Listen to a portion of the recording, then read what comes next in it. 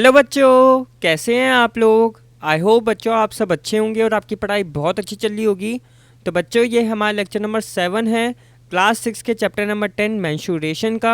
इस लेक्चर के अंदर हम एक्सरसाइज 10.3 के क्वेश्चन नंबर 5 से लेकर क्वेश्चन नंबर 9 तक के क्वेश्चंस को डिस्कस करेंगे और उन्हें सीखेंगे।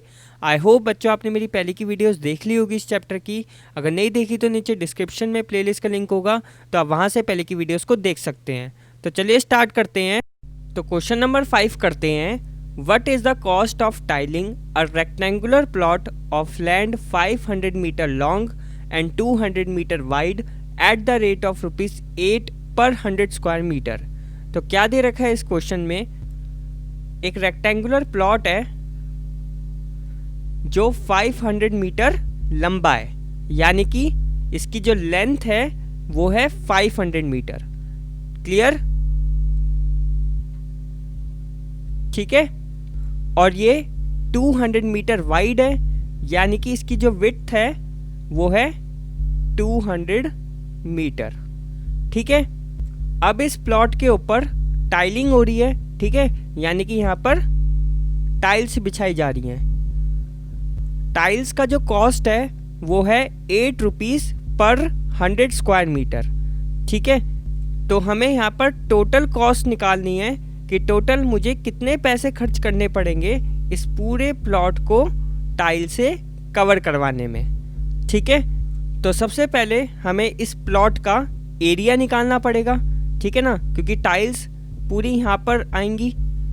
तो टाइल्स कितने एरिया को कवर करेगी ये निकालने के लिए हमें सबसे पहले इस पूरे प्लॉट का एरिया निकालना पड़ेगा। ठीक है ना। तो हम लिखते हैं यहाँ पर लेंथ ऑफ प्लॉट कितनी है, 500 मीटर। विड्थ ऑफ प्लॉट कितनी है, 200 मीटर। ठीक है। एरिया ऑफ प्लॉट, एरिया कैसे निकलेगा, L मल्टीप्लाई B, यानी कि लेंथ इंटू ब्रेथ। ये प्लॉट रेक्टेंगुलर शेप का है, ठीक है ना। तो रेक्टेंगल का एरिया निकालने के लिए हम लेंथ मल्टीप्लाई ब्रेथ ये फॉर्मूला का यूज़ करते हैं। लेंथ है 500 मीटर और ब्रेथ है 200 मीटर। ठीक है। 5 2 जा 10 होता है, ठीक है। बाकी ये पीछे जीरोस लगा दो।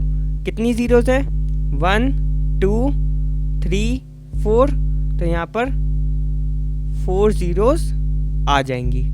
ठीक है। तो टोटल एरिया कितना हुआ, 1 लाख मीटर स्क्वायर। तो टोटल एरिया इस प्लॉट का है 1 लाख मीटर स्क्वायर। अब इस पूरे एरिया को हमें टाइल से कवर करना है, ठीक है, और उसकी कॉस्ट है ₹8 पर 100 स्क्वायर मीटर। तो लिखते हैं इसको, कॉस्ट ऑफ टाइलिंग। टाइलिंग की कॉस्ट कितनी है, ₹8 पर 100 मीटर स्क्वायर, यानी कि हर 100 मीटर स्क्वायर को कवर करने के लिए हमें ₹8 खर्चने होंगे। ठीक है। हमें टोटल एरिया कितना कवर कराना है, 1 लाख मीटर स्क्वायर। तो हम इसको लिखेंगे, कॉस्ट ऑफ टाइलिंग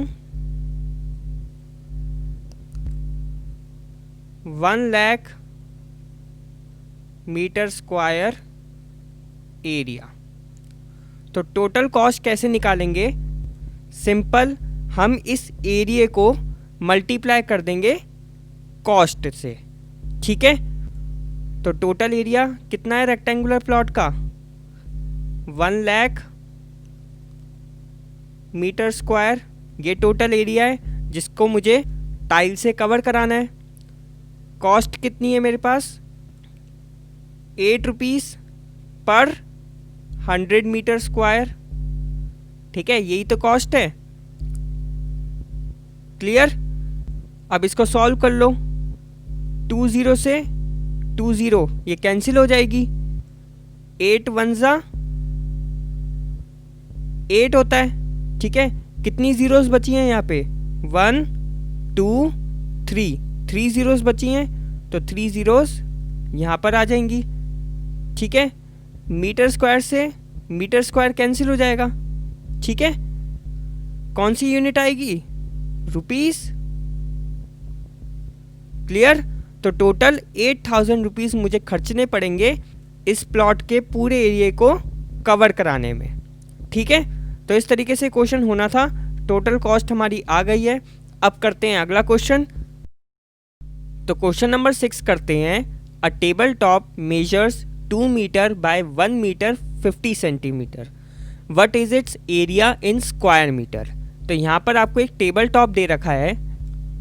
तो ये हो गया एक टेबल टॉप जो रेक्टेंगुलर शेप का है। ठीक है ना, इसकी जो साइड्स हैं वो हैं 2 मीटर और है 1 metre 50 centimetre. 1 metre 50 centimetre. Clear? What is its area in square metre? तो आपको इस टेबल टॉप का एरिया निकालना है स्क्वायर मीटर में। क्लियर? तो निकालते हैं। लेंथ ऑफ टेबल टॉप कितनी है? 2 मीटर। ब्रेथ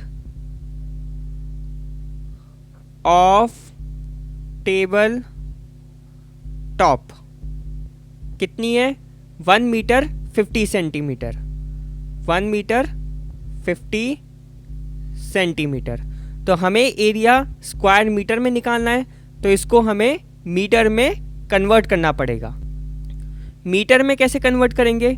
हम ये बात जानते हैं कि 1 सेंटीमीटर में 1/100 मीटर होते हैं। ठीक है ना, तो इसी तरीके से 1 तो ऑलरेडी मीटर में है, 50 सेंटीमीटर को मीटर में कन्वर्ट करना है। तो मीटर में कन्वर्ट करने के लिए क्या करेंगे? 50 को डिवाइड कर देंगे 100 से। जैसे ही 50 को 100 से डिवाइड करोगे, ये सेंटीमीटर से मीटर में कन्वर्ट हो जाएगा। ठीक है ना, 0 से ये 0 कैंसिल हो जाएगी। 1 मीटर प्लस यहाँ पर 1 0 है, इसका मतलब 1 डिजिट को छोड़कर पॉइंट लगेगा, तो ये हो जाएगा 5 को छोड़ेंगे, पॉइंट लगाएंगे 0, तो ये हो जाएगा 0.5 मीटर। ठीक है, अब आप इसको जोड़ोगे, 1 को आप लिख सकते हो 1.0। ठीक है ना, पॉइंट के नीचे पॉइंट 0.5, इसको जोड़ोगे ये हो जाएगा 5 और ये हो जाएगा 1। ठीक है, डेसिमल के नीचे डेसिमल, तो कितना आ जाएगा ये? 1.5 मीटर। तो लेंथ आ गई, ब्रेथ आ गई, एरिया ऑफ टेबल टॉप ये रेक्टेंगुलर शेप का है, तो इसमें फॉर्मूला लगेगा लेंथ मल्टीप्लाई ब्रेथ।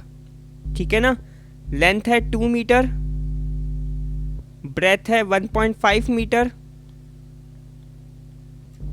1.5 को 2 से मल्टीप्लाई कर लो, 2 5 जा 10, 1 कैरी जाएगा, 2 1 जा 2 प्लस 1 3।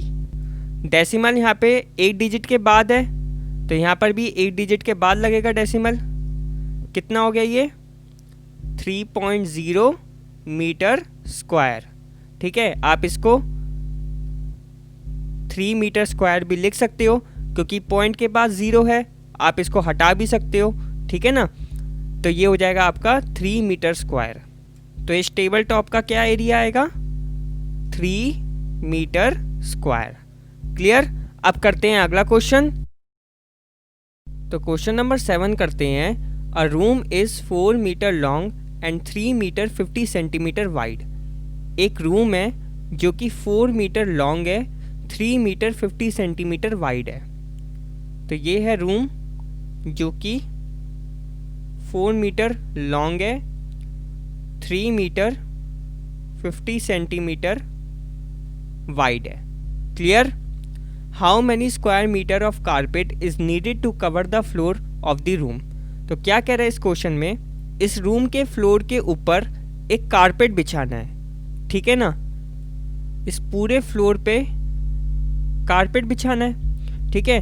तो अब यही क्वेश्चन में पूछ रहा है कि कितने स्क्वायर मीटर का कारपेट आपको चाहिए होगा इस पूरे फ्लोर को कवर करने के लिए, ठीक है ना।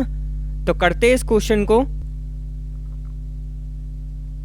लेंथ ऑफ रूम, लेंथ कितनी है 4 metre, breadth of room, breadth कितनी है 3 मीटर 50 सेंटीमीटर। तो ये मीटर में और सेंटीमीटर में दे रखा है, तो सबसे पहले इसको पूरा मीटर में कन्वर्ट करना पड़ेगा, ठीक है ना। 3 तो ऑलरेडी मीटर में है, 50 सेंटीमीटर को मीटर में कन्वर्ट करना है। हम जानते हैं ये बात, 1 सेंटीमीटर में 1/100 मीटर होते हैं, ठीक है। तो 50 सेंटीमीटर को मीटर में कन्वर्ट करने के लिए हम क्या करेंगे, 50 को डिवाइड करेंगे 100 से। जैसे ही 50 को 100 से डिवाइड करोगे ये सेंटीमीटर से मीटर में कन्वर्ट हो जाएगा। 0 से ये 0 कैंसिल होगी, 1 0 है तो 1 डिजिट को छोड़कर पॉइंट लगेगा, तो यहाँ पर हो जाएगा ये 0.5 मीटर, ठीक है। 3 को आप 3.0 भी लिख सकते हो, ठीक है। 0.5 जोड़ दो इसको, 5 डेसिमल के नीचे डेसिमल 3, तो कितना हो जाएगा 3.5 मीटर। अब रूम की लेंथ भी आ गई, ब्रेथ भी आ गई। अब इस पूरे रूम का हम निकालेंगे एरिया, ठीक है ना। Area of room, rectangular room है तो इसका एरिया निकलेगा लेंथ मल्टीप्लाई ब्रेथ से। लेंथ है 4 मीटर, ब्रेथ है 3.5 मीटर। 3.5 को मल्टीप्लाई कर दो 4 से, 4 5 जा 20, 2 कैरी जाएगा, 4 3 जा 12, 12 प्लस 2 14। डेसिमल यहाँ पे एक डिजिट के आगे है तो यहाँ पर भी एक डिजिट के आगे डेसिमल लग जाएगा, क्लियर। तो ये आ गया 14.0 मीटर स्क्वायर। 0.0 को आप हटा भी सकते हो, ठीक है ना, पॉइंट के बाद 0 है, इसको हटा दो तो ये हो जाएगा 14 मीटर स्क्वायर। तो इसके फ्लोर का एरिया आया 14 मीटर स्क्वायर।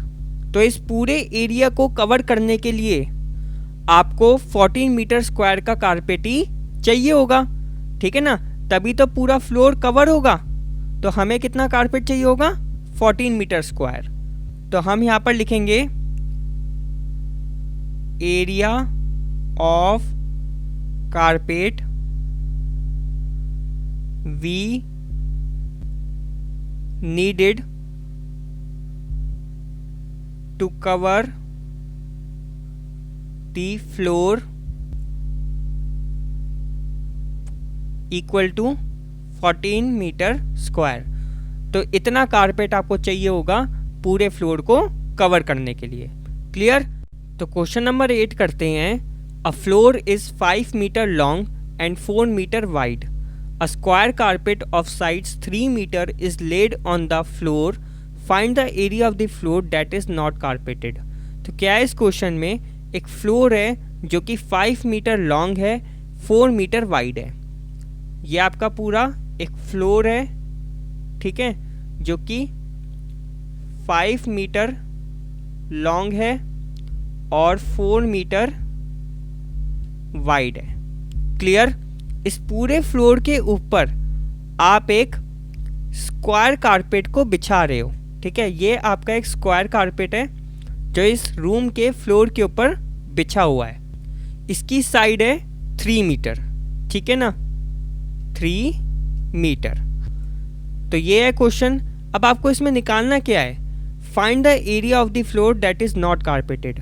आपको वो एरिया निकालना है जो कि कारपेटेड नहीं है, ठीक है, यानी कि ये वाला सारा आपको एरिया निकालना है। तो निकालते हैं। सबसे पहले हम इस पूरे फ्लोर का एरिया निकालेंगे, ठीक है ना। तो हम यहाँ पे लिखेंगे लेंथ ऑफ फ्लोर कितनी है, 5 मीटर। ब्रेथ ऑफ फ्लोर कितनी है, 4 मीटर। एरिया ऑफ फ्लोर कितना हो जाएगा, लेंथ मल्टीप्लाई ब्रेथ। ये रेक्टेंगुलर फ्लोर है, ठीक है ना, तो इसका एरिया निकालने के लिए लेंथ मल्टीप्लाई ब्रेथ इस फॉर्मूला का यूज़ करेंगे। 5 × 4 यानी कि 5 4 ज़ा 20, तो 20 मीटर स्क्वायर इस पूरे फ्लोर का एरिया है, ठीक है, क्लियर। अब निकालते हैं इस कारपेट का area. Side of carpet, side कितनी है, 3 मीटर। एरिया ऑफ कारपेट, ये स्क्वायर शेप का है तो इसका एरिया निकलेगा साइड मल्टीप्लाई साइड से, ठीक है। 3 × 3 यानी कि 9, तो इसका एरिया कितना आ गया कारपेट का, 9 मीटर स्क्वायर। तो पूरे फ्लोर का एरिया है 20 मीटर स्क्वायर, कारपेट का एरिया है 9 मीटर स्क्वायर। तो ये फ्लोर जो कारपेटेड नहीं है इसका एरिया कैसे निकलेगा, अगर आप इस पूरे फ्लोर के एरिया में से इस कारपेट के एरिया को माइनस कर दो, ठीक है ना। फ्लोर का एरिया है 20 मीटर स्क्वायर, कारपेट का एरिया है 9 मीटर स्क्वायर, तो हमें 20 में से 9 को माइनस करना पड़ेगा, तब जाके हमारे पास वो एरिया आएगा जो कि कारपेटेड नहीं है, ठीक है ना। तो लिखते हैं यहाँ पे area of floor which is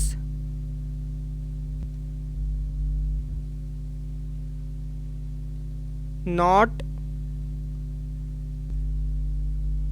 carpeted. कैसे निकलेगा, एरिया फ्लोर में से एरिया ऑफ स्क्वायर कारपेट को माइनस कर देंगे, तो ये आ जाएगा आपके पास 11 मीटर स्क्वायर। तो 11 मीटर स्क्वायर एरिया ऐसा है जो कि कारपेटेड नहीं है, क्लियर।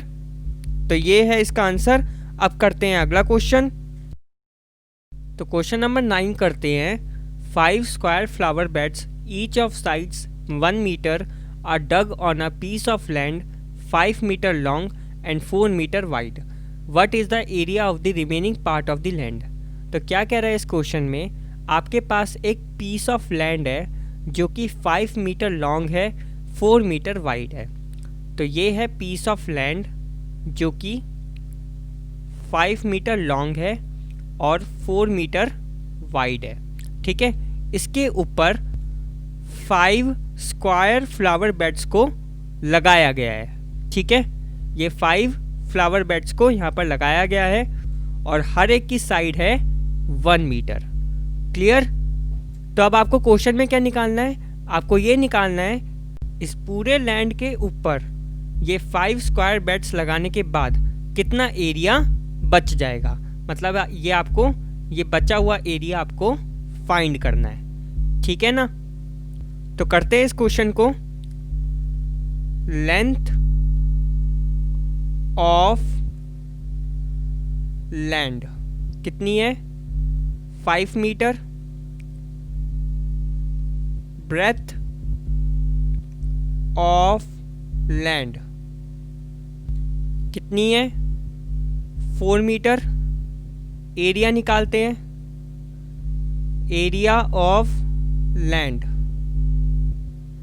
ये रेक्टेंगुलर लैंड है तो इसका एरिया निकलेगा लेंथ मल्टीप्लाई ब्रेथ से, ठीक है। लेंथ है 5 मीटर, ब्रेथ है 4 मीटर, 5 4 जा 20। तो इस पूरे लैंड का एरिया आ गया 20 मीटर स्क्वायर। क्लियर। अब इन स्क्वायर बेड्स का एरिया निकालते हैं। Side of flower beds, side कितनी है 1 मीटर, ठीक है। Area of 1 flower bed, 1 flower bed का एरिया निकालते हैं। ये स्क्वायर शेप का है तो इसका फॉर्मूला लगेगा साइड मल्टीप्लाई साइड, ठीक है ना।